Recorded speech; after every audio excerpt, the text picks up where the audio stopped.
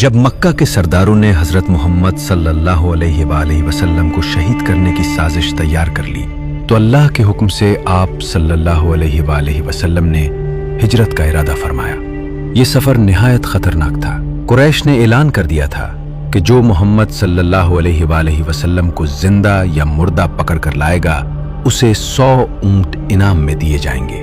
ہر سمت دشمن تھے، ہر قدم پر خطرہ تھا، مگر دل میں ایک ہی سہارا تھا، اللہ پر کامل یقین۔ حضرت محمد صلی اللہ علیہ وآلہ وسلم اپنے وفادار ساتھی حضرت ابوبکر صدیق رضی اللہ عنہ کے ساتھ مکہ سے روانہ ہوئے، مگر مدینہ کی سیدھی راہ اختیار کرنے کے بجائے الٹی سمت غار سور کی طرف پڑ گئے۔ یہ محض سفر نہیں تھا، یہ حکمت تھی، یہ تدبیر تھی۔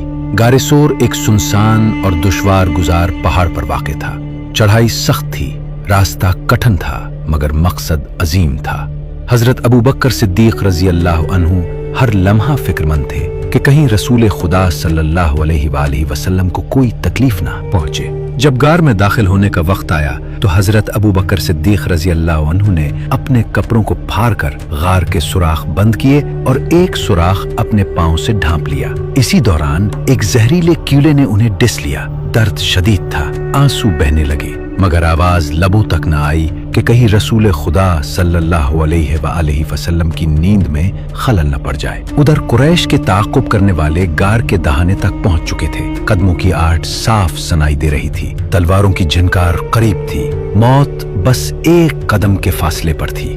حضرت ابوبکر صدیق رضی اللہ عنہ کا دل گھبرا اٹھا اور انہوں نے عرض کیا، یا رسول اللہ صلی اللہ علیہ وآلہ وسلم، اگر ان میں سے کسی نے اپنے قدموں کی طرف دیکھ لیا تو ہم پکڑے جائیں گے۔ تب رسول خدا صلی اللہ علیہ وآلہ وسلم نے وہ الفاظ ارشاد فرمائے جو قیامت تک اہل ایمان کے دلوں کو حوصلہ دیتے رہیں گے۔ لا تحزن ان اللہ معنا، غم نہ کرو، اللہ ہمارے ساتھ ہے۔ اسی لمحے اللہ کی قدرت ظاہر ہوئی۔ غار کے دہانے پر مکڑی نے جالا بند دیا، ایک کبوتر نے گھونسلہ بنا لیا اور انڈے دے دیے۔ جب دشمنوں نے یہ منظر دیکھا تو کہنے لگے کہ اگر یہاں کوئی ہوتا تو نہ جالا ہوتا اور نہ ہی کبوتر کا گھونسلہ۔ یوں وہ واپس لوٹ گئے اور اللہ نے اپنے محبوب محمد صلی اللہ علیہ وآلہ وسلم کو اپنی خاص حفاظت میں لے لیا۔ یہ واقعہ ہمیں یہ سبق دیتا ہے کہ کامیابی نہ تعداد سے آتی ہے نہ طاقت سے، کامیابی آتی ہے اللہ پر مکمل یقین اور درست حکمت سے۔